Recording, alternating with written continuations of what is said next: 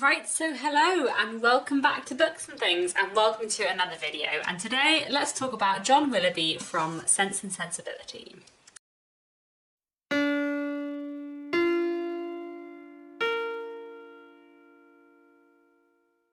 So this is another one of my Let's Talk About videos where I take a character from one of Jane Austen's books and talk about them at great length. So previously I have done these videos on Mr Collins, Caroline Bingley and Mrs Bennet, so all characters from Pride and Prejudice. I'll link those videos down below, but today I'm going to be talking about a character from Jane Austen's novel Sense and Sensibility instead, and I'm going to be talking about John Willoughby. This video is going to contain all of the spoilers for Sense and Sensibility, so if you haven't read this novel then do not watch this video. It won't make much sense to you and it will spoil everything. And there will also be some spoilers for Pride and Prejudice in this video because I want to compare Willoughby with a certain character from Pride and Prejudice, but I don't think I am going to spoil any other Jane Austen novel. Let's get into the video properly and let's talk about John Willoughby. So, how should we interpret Willoughby as a character? I find Willoughby a really fascinating character, and in a way I think he is like one of Jane Austen's best characters in terms of being a really fantastic creation. And I feel like he's a really interesting character to look at because there are quite a few ways of interpreting him. Is he the typical rake figure, you know, cruel, heartless and irredeemably bad? Or is he something better? Is he something more in a grey area? Could he have been a better man in different circumstances? And also, is his kind of character arc cut short by things that happened in his past? In different circumstances, could he have become a better person? His character arc sort of goes like this in terms of him sort of becoming a better person and then becoming a less good person. So has he always been a scoundrel? Was he just a scoundrel in the past and he isn't a scoundrel in the middle of the book and then he kind of has to become a scoundrel again at the end because he doesn't know what else to do? How should we interpret Willoughby? And I think he is quite a bit more complicated than some of the other rake characters we see in Jane Austen's books. There is a bit in the book where Willoughby asks Eleanor, do you think me most a knave or a fool? And I feel like that's a really good question as a starting point. Like, is Willoughby most a knave or a fool? You know, is he villainous and ill-intentioned or is he foolish? And I think whether you choose to see him as either of those things makes quite a big difference. One thing I wanted to say before I get into talking about the text in depth is that I feel like Willoughby is interpreted very differently in the two most well-known screen adaptations of Sense and Sensibility. So we have the 1995 film and we have the 2008 miniseries. And in my opinion, if you watch the film and you watch the miniseries, you get a completely different impression of Willoughby. Within Sense and Sensibility, there is a very important chapter, chapter 44, which is my favourite chapter in Sense and Sensibility. Genuinely, I think one of the best chapters Jane Austen ever wrote, where Willoughby comes to see Eleanor while Marianne is ill and explains his feelings and his behaviour. And in the 2008 miniseries, that scene is present, and we see Willoughby emotional, explaining himself to Eleanor, but that scene is not in the 1995 film. In that film, Willoughby does not come and explain himself to Eleanor, and I feel like missing out that scene completely changes who Willoughby is as a person. Like, I feel like the 1995 interpretation and adaptation of Willoughby is just so different from the 2009 one because they cut out that very key scene, which I think has a massive effect on his character. I almost feel like the people who made the 1995 film must have had a very different interpretation of Willoughby than the one I have, because to miss out that scene and to not see that scene as completely central to Sense and Sensibility, like, requires a different reading of Willoughby to the one I have, I suppose. So that's kind of interesting. The other thing I wanted to say before I get into picking apart Willoughby as a character is that I find Willoughby a really interesting character to compare with Wickham. I don't know why I feel so naturally inclined to compare Willoughby and Wickham. Maybe it's because Sense and Sensibility and Pride and Prejudice were Jane Austen's first two published books. Maybe it's because Willoughby's behaviour towards Eliza sort of bears some similarities to Wickham's behaviour to Lydia. Maybe it's just because both their names begin with W, I don't know, but I find myself comparing Wickham and Willoughby a lot. But actually, I feel like Willoughby is a much more complicated character than Wickham. Wickham from Pride and Prejudice is just like, he's just evil. Like, I feel like he doesn't have any shades, which I kind of love. Like, I think he's just a horrible, selfish, entirely self-involved person who just likes to be liked and wants to, you know, take his opportunities where he can. But I think he's just purely nasty. Whereas I feel like Willoughby is much more complicated than that. And I feel like Probably the first time I read Sense and Sensibility, I viewed Willoughby as kind of having a similar role to Wickham, but I actually feel like he's a very, very different kind of character with a very, very different role and with a lot more complexities in his character. So I thought that was worth saying. Anyway, I have plenty to cover in this video, so let me move on. The first thing I wanted to talk about is, I suppose, like the role Willoughby plays in Sense and Sensibility. What is his role in the book? What is his purpose in the book? And I think he has a few different roles in the book. One thing Willoughby definitely has in the book is a massive plot role. Like, he moves the plot along a lot. You know, his introduction, his relationship with Marianne, his sudden leaving of Barton, the scenes in London with him, and then the effect he has on Marianne resulting in her illness, and everything that follows. Willoughby has a kind of really central role in the plot of Sense and Sensibility. He also has a massive role in Marianne's character arc. You know, both Marianne and Eleanor have a bit of coming of age to do in Sense and Sensibility, and Marianne especially has a really big character arc to go on, and a lot of things to learn about herself and her emotions, and Willoughby is completely vital to that. Like, her realisation that her excess of sentimentality and sensibility and her desire to be emotional had kind of left her vulnerable. The really important big life lessons she learns in the book are all kind of bound up with Willoughby and their relationship. Another role Willoughby definitely has in the book is a kind of thematic role. Sense and Sensibility as a novel is a novel that is all about sense and sensibility. It is all about the division and the opposition between sense and kind of rationality and sensibility or emotion. And when you look at Sense and Sensibility, it's very obvious that Eleanor is sense and Marianne is sensibility, but actually we see a lot of other characters throughout the book which fit into sense and sensibility themselves. And Willoughby is a really interesting one to think of in terms of sense and sensibility, because he has both sense and sensibility. He has both emotion and rationality, but he uses them in the wrong way. He lets his emotions, his passions, his lusts basically, and his kind of like instincts rule his behaviour in so many things. They rule his behaviour with Eliza, they rule his behaviour with Marianne, though in a different way.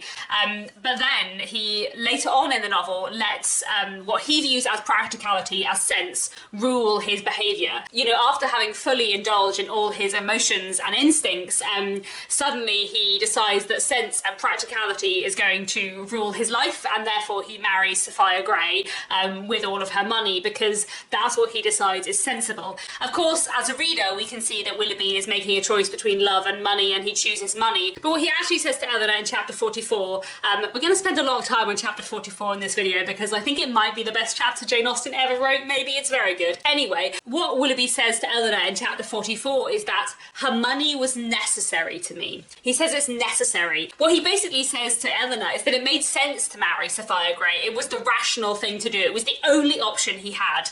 So having let emotion rule himself all through his life, he suddenly lets rationality and sense rule him in his choice of marriage. His behaviour has been dictated by his emotions, and he always lets his emotions show, a bit like someone like Marianne.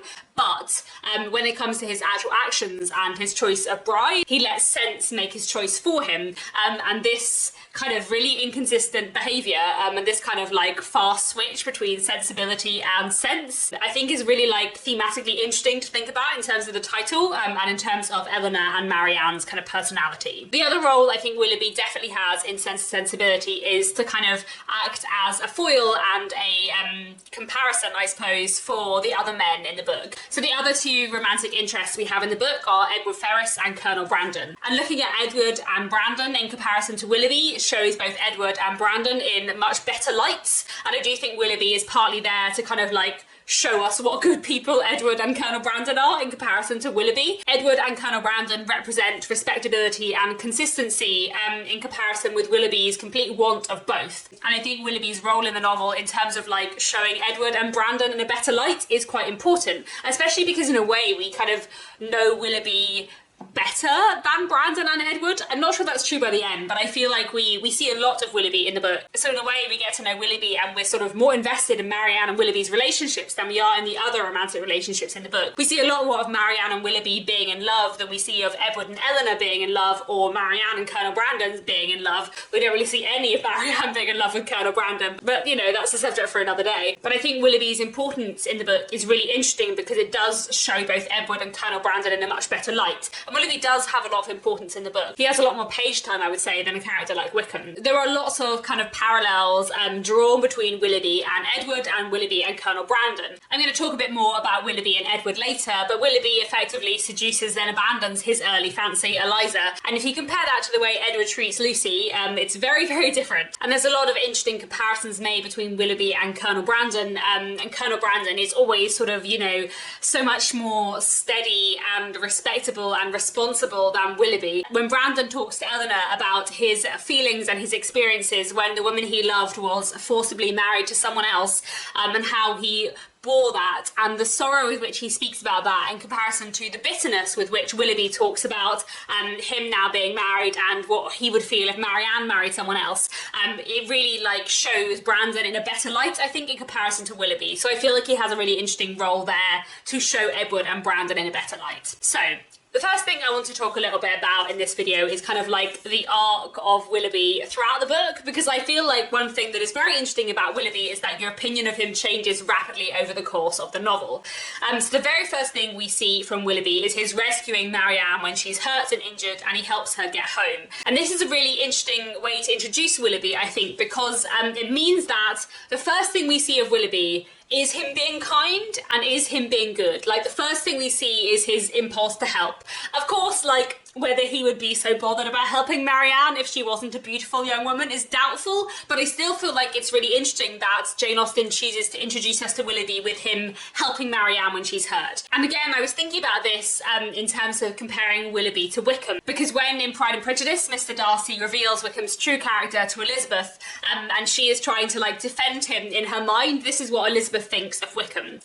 She tried to recollect some instance of goodness, some distinguished trait of integrity or benevolence that might rescue him from the attacks of Mr Darcy, or at least by the predominance of virtue atone for those casual errors under which she would endeavour to class what Mr Darcy had described as the idleness and vice of many years' continuance. So Elizabeth, when she's trying to like persuade herself that Wickham is still a good man, tries to think of some act of like genuine goodness or benevolence that she's ever seen from him, and she can't think of any. But if we were to take Elizabeth's judgment on Wickham there and turn it to Willoughby, we can think of an instance of benevolence and goodness. The very first thing we see of Willoughby is him rescuing Marianne when she's hurt herself and helping her get home. Like I said, you know, would he be so keen to do so if she wasn't a beautiful young woman? Who knows? But I still feel like it's really interesting that Jane Austen chooses to introduce us to him in that way, which is both like kind of heroic and romantic, but also does show him being kind. This is the first thing we hear about Willoughby.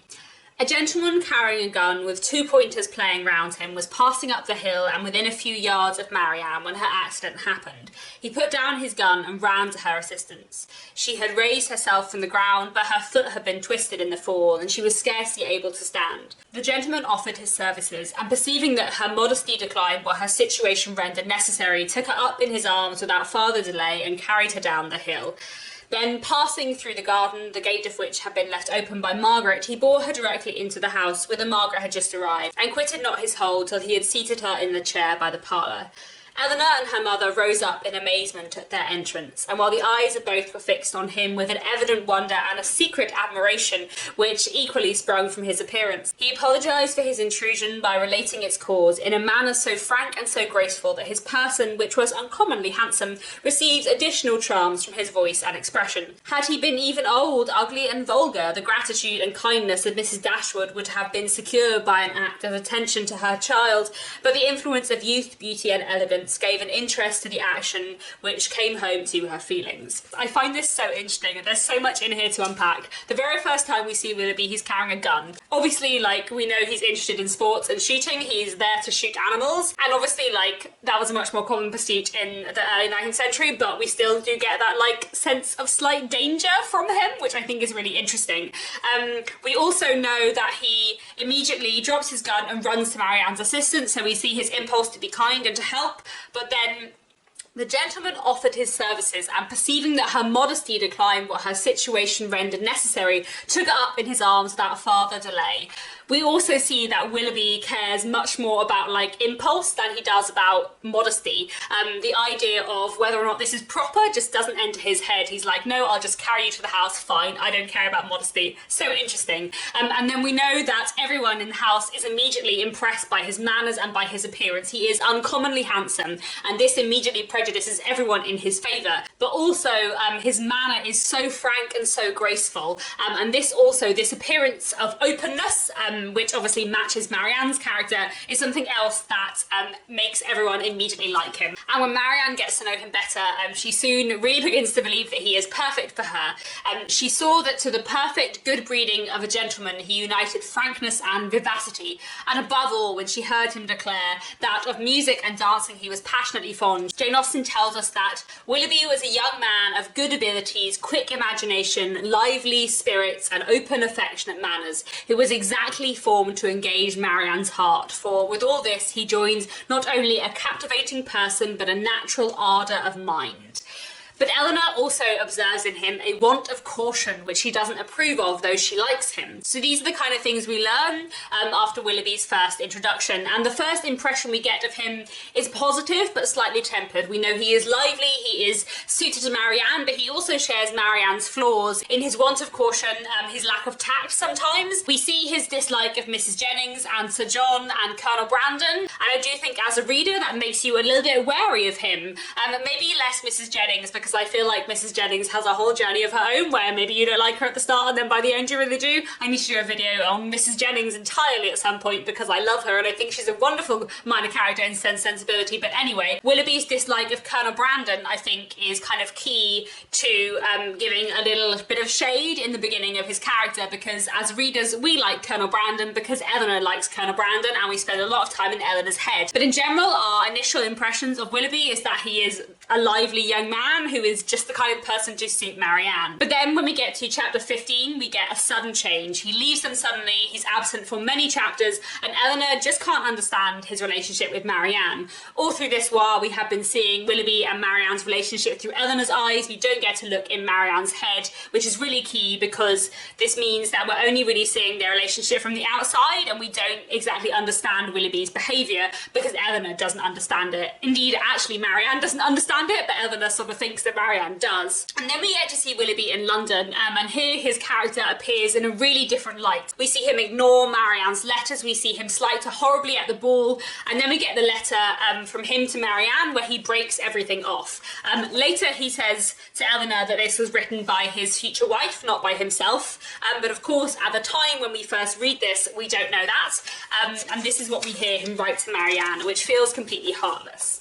My dear Madam, I have just had the honour of receiving your letter, for which I beg to return my sincere acknowledgments. I am much concerned to find that there was anything in my behaviour last night that did not meet your approbation, and though I am quite at a loss to discover in what point I could be so unfortunate as to offend you, I entreat your forgiveness of what I can assure you to have been perfectly unintentional. I shall never reflect on my former acquaintance with your family in Devonshire without the most grateful pleasure, and flatter myself it will not be broken by any mistake or misapprehension of my actions. My esteem for your whole family is very sincere, and if I have been so unfortunate as to give rise to a belief of more than I felt or meant to express, I shall reproach myself for not having been more guarded in my professions of that esteem. That I should ever have meant more you will allow to be impossible, when you understand that my affections have long been engaged elsewhere, and that it will not be many weeks, I believe, before this engagement is fulfilled. It is with great regret that I obey your commands of returning the letters with which I have been honoured from you, and the lock of your hair which you so obligingly bestowed on me. I am, dear Madam, your most humble servant, John Willoughby. It's such a horrible letter. As I've already mentioned, later on in the book, Willoughby says Sophia Gray wrote it, but at this point in the novel, when we think he wrote it himself, this changes our perspective of Willoughby significantly. And immediately after this, of course, we see Marianne wretched in the breaking off of their relationship, and we hear Marianne acknowledge to Eleanor that her and Willoughby were never actually engaged. And this is actually really interesting because when Marianne says there has been no engagement, she says to Eleanor, No, he is not so unworthy as you believe him. He has broken no faith with me. But actually, as a reader, it almost makes you view Willoughby more harshly that there has been no engagement, because for him to behave as he has towards Marianne without there being any engagement has been really improper. You know, Eleanor and her mother both basically thought they were engaged, which means that Willoughby's behaviour towards Marianne, and indeed hers to him, has been such that people thought they were engaged. So it almost makes his behaviour more improper that they weren't engaged, rather than making him less bad. After this point, it feels very hard to forgive Willoughby for toying with Marianne's emotions, and then in chapter 22 we learn from Brandon that Willoughby is even worse than we thought, because we learn that Willoughby had some kind of affair with Brandon's ward Eliza, and left her pregnant and alone at the age of 16, and this of course dramatically changes our opinion of him. As Brandon says to Eleanor, his character is now before you, expensive, dissipated and worse than both. At this point, Willoughby has sunk to the lowest point in our opinion as readers, and indeed in Marianne and Eleanor's opinion too. Jane Austen writes that Marianne felt the loss of Willoughby's character yet more heavily than she had felt the loss of his heart. After this, we have Marianne's general unhappiness, we have her illness, bringing her almost to the point of death. And then Willoughby reappears in the novel in chapter 44, and we see him one more time.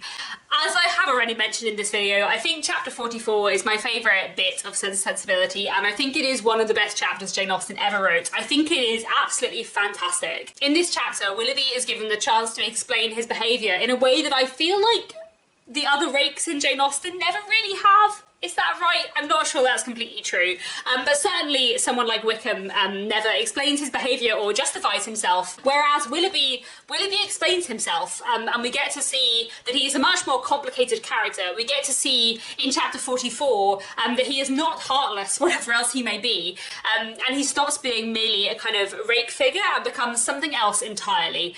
Chapter 44, I think, is a turning point in the presentation of Willoughby in this book and in the way readers think about him. And I think following chapter 44, you can either continue thinking of Willoughby as a pretty awful person, or you can feel sorry for him, and probably you do a bit of both, but that is why I find Willoughby such an interesting character.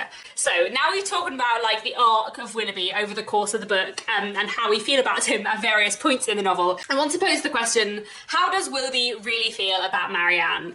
We have a number of rakes in Jane Austen's works. I'm not going to list them all because I don't want to spoil books. One of the things Jane Austen has a lot of fun with in her novels is giving you a character who you think is good, who maybe isn't so good as you think, or sometimes a little bit the reverse. And there are some of her rake characters who are definitely much worse than others. There are some rakes who are very much heartless, and there are others who have hearts and do love genuinely, but also treat people badly. And Willoughby is many things, but I really don't think he is heartless, and I really think he does love Marianne. Whether or not that has any power to redeem him, I don't know, but I think he does. Still though, it's really interesting to read chapter 44 and think about the way that Willoughby tells Eleanor that he loves Marianne. Is this video mostly going to be a dramatic reading of chapter 44 of Sense and Sensibility? Probably. At first, I must confess, my vanity only was elevated by it. Careless of her happiness, thinking only of my own amusement, giving way to feelings which I have always been too much in the habit of indulging, I endeavoured by every means in my power to make myself pleasing to her, without any design of returning her affection. It had been for some time my intention to re-establish my circumstances by marrying a woman of fortune. To attach myself to your sister, therefore, was not a thing to be thought of, and with a meanness, selfishness, cruelty, with no indignation, no contemptuous look, even of yours, Miss Dashwood, can ever reprobate too much. I was acting in this manner, trying to engage her regard, without a thought of returning it. But one thing may be said for me, that even in this horrid state of selfish vanity, I did not know the extent of the injury I meditated, because I did not then know what it was to love. But have I ever known it? Well may it be doubted, for had I ever really loved, could I have sacrificed my feelings to vanity, to avarice, or what is more, could I have sacrificed hers? But I have done it, to avoid a comparative poverty which her affection and her society would have deprived of all its horrors. I have, by raising myself to affluence, lost everything that could have made it a blessing. You did then, said Eleanor, a little softened, believe yourself at one time attached to her. To have resisted such attractions, to have withstood such tenderness, is there a man on earth who could have done it? Yes, I found myself, by insensible degrees, sincerely fond of her, and the happiest hours of my life were what I spent with her, when I felt my intentions were strictly honourable and my feelings blameless. So this is so interesting for lots of reasons, because Willoughby here is declaring that he loved Marianne and that he had serious intentions towards her, that he wanted to marry her. But also look at the way Jane Austen phrases it. Even Willoughby's declarations of love are phrased in questions and doubt. He says, "But have I ever known it? Well may it be doubted, for had I really loved her, could I have sacrificed my feelings to vanity, to avarice, or what is more, could I have sacrificed hers?" Like, he is almost like asking Eleanor, do you think I really loved her? Which I kind of love. And even when Eleanor asks him her question, she says, "You believed yourself at one time attached to her, not you were attached to her." And he says, "To have resist such attractions, to have withstood such tenderness, is there any man on earth who could have done it?" He too poses a question back to her. Jane Austen is always seeding a little bit of doubt in there. Can we consider his affection for Marianne to be really love when he was willing to sacrifice her feelings in the way that he has done? But we do see like really distinct emotion in this scene, and there's so many points where Willoughby kind of exclaims like, "My God," in the middle of a sentence, and you can see that he is clearly really suffering, and he clearly does have a lot of guilt for what he has done. I find the passages where Willoughby is narrating what happened in London and how he felt like really emotive and moving. Even though I kind of dislike Willoughby vehemently at some points, I also feel like it's really hard to read those painful passages without pitying him to a certain extent. The next morning brought another note from Marianne, still affectionate, open, artless, confiding, everything that could make my conduct most hateful. I could not answer it. I tried, but could not frame a sentence. But I thought of her, I believe, every moment of the day. If you can pity me, Miss Dashwood, pity my situation as it was then. With my head and heart full of your sister, I was forced to play the happy lover to another woman. Those 3 or 4 weeks were worse than all. Well, the last, as I need not tell you, you were forced on me, and what a sweet figure I cut. What an evening of agony it was. Marianne, beautiful as an angel on one side, calling me Willoughby in such a tone, oh God, holding out her hand to me, asking me for an explanation with those bewitching eyes fixed in such speaking solitude on my face, and Sophia, jealous as the devil on the other hand, looking all that was, well, it does not signify, it is over now. Such an evening. I ran away from you all as soon as I could. I really feel like this is some of Austen's best writing, because it's so complicated, because you pity his pain, but also you have his hypocrisy. He claims Eleanor's pity, and he says that he was forced to play the happy lover to another woman, but he wasn't forced. Like, he does have a choice in all of this, and I think he kind of knows it, because at one point he says that he marries Sophia to avoid comparative poverty. Like, he knows that it's not like he would actually be completely penniless without marrying someone like Sophia, but also he doesn't know how to live a life that isn't anything but expensive and reckless, and therefore he tells himself that marrying Sophia is the only thing he can do. He tells himself that it's been forced upon him, that he has no choice, when of course he does. And in chapter 44, I think you get such a strong sense both of Willoughby's like complete selfishness, but also of his pain, and therefore it is kind of hard to fully hate him, or at least I find it hard to fully hate him, and I think Jane Austen writes him so complexly, so well. Another question I think is important to consider in terms of Willoughby is had he reformed, and could he have been redeemed? As I have already been speaking about, Willoughby is many things, but he's not heartless, and I also think that to some degrees he is more self-aware than Jane Austen's other rakes. He knows that he has done wrong, and that in some ways makes him slightly more redeemable, although, as I have already spoken about, we also see the selfishness through him. So he knows he has treated Marianne really badly, and throughout chapter 44 he calls himself names. He says that he has been a blockhead, a rascal, a fine hardened villain. Then composing a letter to Marianne, his business was to declare myself a scoundrel, and he uses these words in a way that means we know he thinks he has done wrong, but also it does kind of feel that he only thinks he has wronged Marianne because he loves her. And if he didn't love Marianne, would he have considered it acceptable to sport with her emotions in this way? Actually, does he only think he's wronged her because he cares about her and because he loves her, and so almost like his selfishness about himself has kind of like extended to Marianne as well? When he talks about how he's treated Marianne and his regrets for how he's treated Marianne, you feel sorry for him, but then when he talks about Eliza and his treatment of her, he shows a lot less regret. Remember, cried Willoughby, from from whom you have received the account. Could it be an impartial one? I acknowledge that her situation and her character ought to have been respected by me. I do not mean to justify myself, but at the same time cannot leave you to suppose that I have nothing to urge, that because she was injured, she was irreproachable, and because I was a libertine, she must be a saint. If the violence of her passions, the weakness of her understanding, I do not mean, however, to defend myself. Her affection for me deserved better treatment, and I often, with great self-reproach, recall the tenderness which, for a very short time, had the power of creating any return. I heartily wish it had never been, but I have injured more than herself, and I have injured one whose affection for me, may I say it, was scarcely less warm than hers, and whose mind, oh, how infinitely superior. And basically what Willoughby says here is, yes, he knows he's treated Eliza badly, and he feels bad about it, but also he feels like his sin against Eliza is much less severe than his sin against Marianne, even though that's not really the case at all. He has left Eliza on her own, pregnant. She is 16 and he's, I think, 25. So even if she may have had some weakness of understanding, she was very young and knew little of the world. And it does feel a bit like Willoughby thinks he has some excuse to have treated Eliza badly because she is less clever than Marianne, and possibly also because she's illegitimate, which I don't think is ever said on the page, but within the context of early 19th century society, Eliza's position in the world, being illegitimate, is so much lower than Willoughby that I almost feel like that power dynamic must be at play here, and Willoughby must feel that Eliza not being as respectable a person as Marianne means less is owed to her. I don't know, I feel like that is slight supposition. I don't think that is necessarily on the page, but I feel like reading this in the Regency period, that would have been context that would have been implicit. I do think it is implied, however, that Willoughby didn't know that Eliza was pregnant.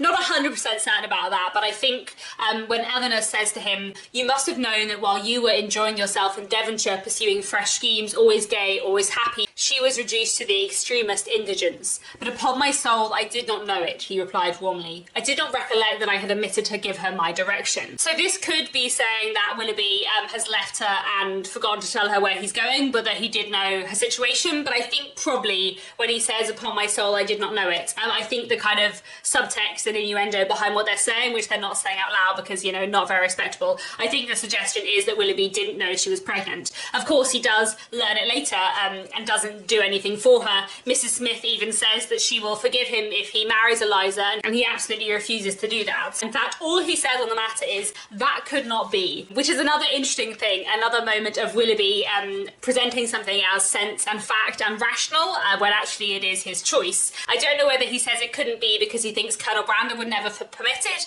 whether because he just can't stand the idea of spending his life with Eliza, whether it's because at this point he still hopes to have some hope with Marianne. Does he not want to marry Eliza because he thinks he can get more money through marrying someone else and breaking with Mrs. Smith? Or does he not want to marry Eliza because she's illegitimate and he considers it beneath him? It's hard to know, but again, I do think that is context that for a Regency audience they will be aware of. I think Willoughby's treatment of Eliza is really key because it basically dictates his behaviour throughout most of the novel, but it happens quite a long while before the novel. I think Brandon says that when he gets the news of what's happened to Eliza, it's a 12 months since she vanished, and that's not very far into the book. So when Willoughby meets Marianne for the first time, it's probably about 9-10 months since his affair with Eliza. At one point, Eleanor says, "One observation may, I think, be fairly drawn from the whole of the story, that all Willoughby's difficulties have arisen from the first offence against virtue in his behaviour to Eliza Williams. That crime has been the origin of every lesser one and of all his present discontents." And this is true, I think. And one thing I think is really interesting with Willoughby is that I think Willoughby has a character arc, and I think his character arc is interrupted by his bad past. Because Willoughby has been a libertine, he has been a bad person, he has treated Eliza badly, and then he meets Marianne, and he falls in love for the first time in his life, and suddenly he understands love in a way he hasn't before, which makes him realise how bad his behaviour has been before, and also makes him wish to change. He suddenly has every honourable intention to Marianne, he wants wants to marry her and be a better person. He has this character arc where he is reforming and becoming better, and Marianne is making him a better person. And then his past bad actions come back and hit him in the face. Mrs. Smith wants to cut him off, and then his panic for money, he becomes a bad person again. He leaves Marianne, he treats her badly, he marries Sophia Grey for her money, he doesn't do anything for Eliza. He marries his wife for money, and he obviously really doesn't like her at all. The way he talks about her is pretty grim. If we believe that she wrote the letter to Marianne, then presumably she's not super lovely as a person either. But I feel like, one, we can't necessarily take Willoughby at his word, but also Willoughby is pretty rude about her, and as Eleanor says to him after he's narrated his tale, "You are very wrong, Mr. Willoughby, very blamable. You ought not to speak in this way either of Mrs. Willoughby or my sister. You have made your own choice. It was not forced on you. Your wife has a claim to your politeness, to your respect at least." And by chapter 44, Willoughby may still love Marianne, but any desire of being a better person has pretty much gone. So I suppose the question is, what would have happened if the character arc Willoughby was on had not been interrupted? What if Mrs. Smith hadn't learnt all about his relationship with Eliza? What if it had never been uncovered? Or what if he had married Marianne first? Could Marianne have made him a better person? And would Marianne have been happy with him? At one point, Brandon says to Eleanor, "Sometimes I thought your sister's influence might yet reclaim him." And he says this knowing what Willoughby has done, and knowing how Willoughby treated Eliza, but he has such a faith in Marianne as a person, and Marianne's ability to make someone fall in love with her, I guess, that he thinks maybe Marianne could have made Willoughby a better man. Could she have done? I don't know. It's so interesting to think about, but maybe. But even if she had made him a better person, would she have been happy with him? Even if she could have made him a better person for a while, would she have made him a better person forever? And if the truth about Eliza came out after their marriage, that would have been very, very difficult for Marianne, especially Marianne believing in romantic love as such a pure thing. I feel like she probably would have struggled not only to forgive Willoughby for his treatment of Eliza, but also to even forgive Willoughby for having kind of toyed with people's emotions before. I think it's really hard to know what Willoughby might have been like if he and Marianne had married. Eleanor has a few thoughts about this later, which I find really interesting, although whether we think Eleanor really, really believes this or whether she is saying this to help Marianne is hard to know. At present, he regrets what he has done. And why does he regret it? Because he finds it has not answered towards himself. It has not made him happy. His circumstances are now unembarrassed. He suffers from no evil of that kind, and he thinks only that he has married a woman of a less amiable temper than yourself. But does it follow that had he married you, he would have been happy? The inconveniences would have been different. He would then have suffered under the pecuniary distress which, because they are removed, he now reckons as nothing. He would have had a wife of whose temper he could make no complaint, but he would have always been necessitous, always poor, and probably would have soon learned to rank the innumerable comforts of a clear estate and good income as of far more importance even to domestic happiness than the mere temper of a wife. I'm not sure that I quite believe that's true. I feel like there's a bit of me that thinks Willoughby could have been a better person, but at the same time, I do believe that he is fundamentally selfish, and I do feel like even in his love for Marianne, there is something quite selfish. He says to Eleanor when he leaves at the end of chapter 44, "I shall now go away and live in dread of one event." What do you mean? Your sister's marriage.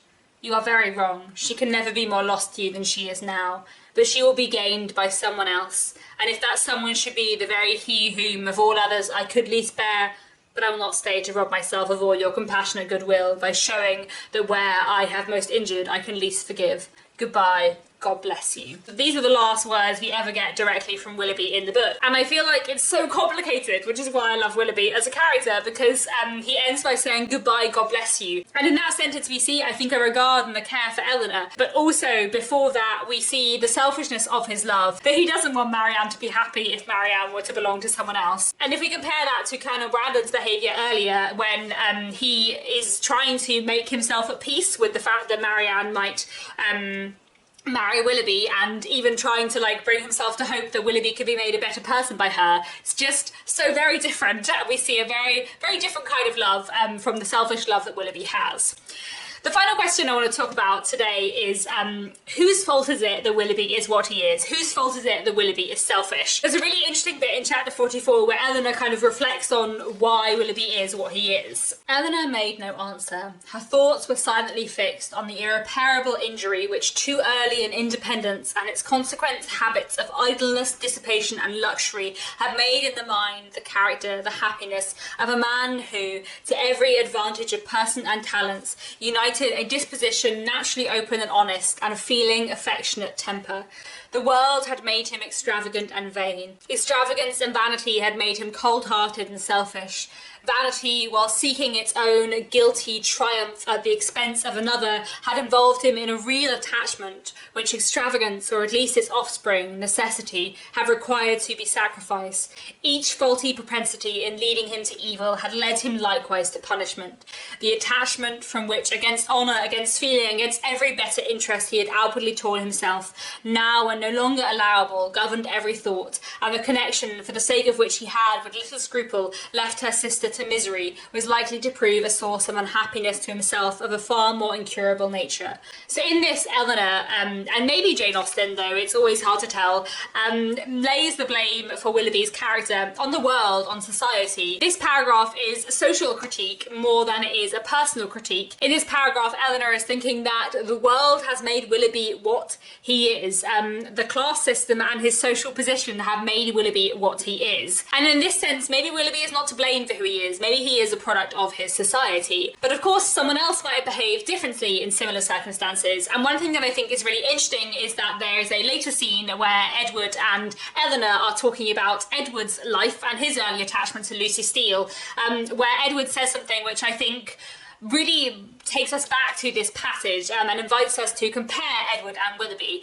We're invited throughout Sense and Sensibility, I think, to compare Edward and Willoughby, especially when both Marianne and Eleanor are kind of, think that someone is in love with them who turns out to be involved in some way with someone else.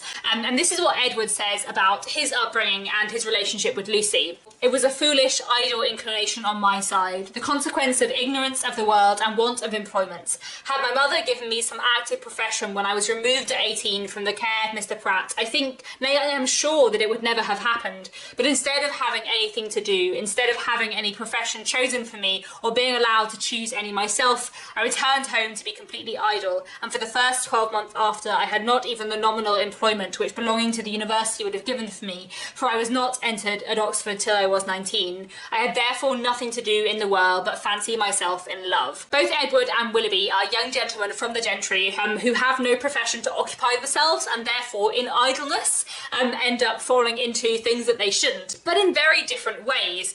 Like Willoughby, Edward forms a foolish connection with a girl that he soon falls out in love with, and then later he properly falls in love with someone else. But unlike Willoughby, Edward's relationship with Lucy and his behaviour towards Lucy is very, very different. Their engagement is secret but respectable, and Edward stands by Lucy even when he falls for Eleanor, though Willoughby abandons Eliza long before he even meets and falls for Marianne. So I think in that sense, although in the moment in chapter 44 we can kind of imagine that maybe Willoughby is what he is because he's a product of the world, we can also see how Edward is a product of the world and his mistakes are a product of the world, but his mistakes have been very, very different from Willoughby's. And I've also mentioned already how Willoughby as a character kind of interacts with the novel's theme of sense versus sensibility, and I do think that in some ways sense and sensibility are to blame for his behaviour and to blame for him being a bad person. As Eleanor says, Willoughby has a disposition naturally open and honest and a feeling, affectionate temper,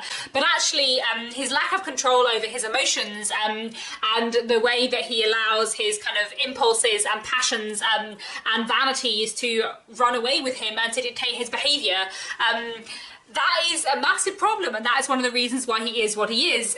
He gives in to his instinctive passions and emotions, but they lack constancy, they lack resolution, and although he acts on his kind of first impulse, he doesn't think about the consequences until after he has done things, which means that he kind of shows up the dangers of a particular kind of sensibility, I suppose, where he has a lot of emotions, but none of them are very fixed. And ultimately, he sacrifices his emotions for the sake of what he considers sense, but it's not a very wise kind of sense. And as Eleanor reflects, his marriage to Sophia may give him comfort financially, but it does bring him a lot of unhappiness because he still is fixated on Marianne. I wanted to talk a little bit about the last things we see of Willoughby in the book. So the last time we see Willoughby in person in the book is the end of chapter 44. I have already read a little bit of this, but I'm going to start earlier and read more of it. So this is what Willoughby says at the end of chapter 44. Domestic happiness is out of the question. If, however, I am allowed to think that you and yours feel an interest in my fate and actions, it may be the means, it may put me on my guard, at least it will be something to live for. Marianne, to be sure, is lost to me forever. And then we have the bit I've already read where he talks about her getting married, and Eleanor says she could never be more lost to you than she is now. And we leave Willoughby with him saying to Eleanor, goodbye, God bless you. And with these words, he almost ran out of the room. But we do hear about Willoughby one last time in the very end of Sense and Sensibility, in the very last chapter. So let me read this from the penultimate page of Sense and Sensibility. Willoughby could not hear Marianne's marriage without a pang, and his punishment was soon afterwards complete in the voluntary forgiveness of Mrs. Smith, who, by stating his marriage of a woman of character as the source of her clemency, gave him reasons for believing that had he behaved with honour towards Marianne, he might at once have been happy and rich.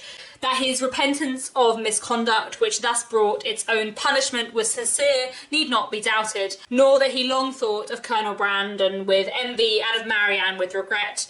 But that he was forever inconsolable, that he fled from society or contracted a habitual gloom of temper or died of a broken heart, must not be depended on, for he did neither. He lived to exert and frequently to enjoy himself. His wife was not always out of humour, nor his home always uncomfortable, and in his breed of horses and dogs, and in sporting of every kind, he found no inconsiderable degree of domestic felicity. For Marianne, however, in spite of his incivility in surviving her loss, he always retained that decided regard which interested him in everything that befell her, and made her his secret standard of perfection in woman, and many a rising beauty would be slighted by him in after days as bearing no comparison with Mrs. Brandon. So I think this is such an interesting thing to end on in Sense and Sensibility, because on the one hand, this is again like a critique of sensibility and the kind of sentimental novel. In a sentimental novel, Willoughby would, die of a broken heart at the end, but he doesn't, because that's not what people tend to do. And actually, he lives on and manages to get by, and he's kind of okay, but he's a bit sad. But I feel like that last little bit is really interesting, where we hear that many a rising beauty would be slighted by him in after days as bearing no comparison to Mrs. Brandon. And I think this is quite interesting because there's two ways you can read that sentence. You could read this as he's just, saying that no one's ever as beautiful as Marianne Brandon, fine. But you could also read this as Willoughby not having as many extramarital affairs as you might expect because no one can compare to Marianne. I think that many a rising beauty would be slighted by him. I think what that implies is that a man such as Willoughby, with his libertine past, you might expect him to have lots of mistresses outside of his marriage, but actually he doesn't, because no one ever compares to Marianne. That's what I think the subtext is there, which I kind of think is interesting, because in that way, does his love for Marianne make him a better person? Is he actually going to cheat on his wife less, / maybe not at all, because no one will ever compare to Marianne? And does that make him kind of become more respectable? Who knows? Basically, in conclusion, I think Willoughby is really interesting because I think he does have a heart, and I think he does genuinely love Marianne in the way that he can love, but the way that Willoughby loves is quite selfish, which is not how the best Jane Austen characters love, I suppose, or the Jane Austen characters we're supposed to like the most love. I both judge and feel sorry for Willoughby. I think if he had met Marianne sooner, he might have been a better man, or if he had married her before his past came out, he might have been a better man. But I don't know that. So I think maybe his selfishness and his kind of avarice would have always been a problem. I think overall, though, to answer that question at the beginning, I think he probably is more of a fool than a knave, and he wounds himself very much by his own behaviour, as well as wounding those around him, which I think makes me hate him less than I might have done. I definitely like Willoughby and feel a lot sorrier for Willoughby than I could for a character like Wickham. Like Wickham, I think is just entirely despicable and horrible, whereas I feel like Willoughby is very, very human, and that's kind of why I both feel sorry for him and judge him. Basically, I think Willoughby is a completely amazing creation, and I feel like he's really deep and complex as a character, and I think Jane Austen just does wonders with him in Sense and Sensibility. So I don't really know what I think about Willoughby. It's all very complicated, but I think that is the point, because I think he is meant to be very, very complicated. In short, Willoughby is a really, really interesting character, and that is mostly what I want to say about him.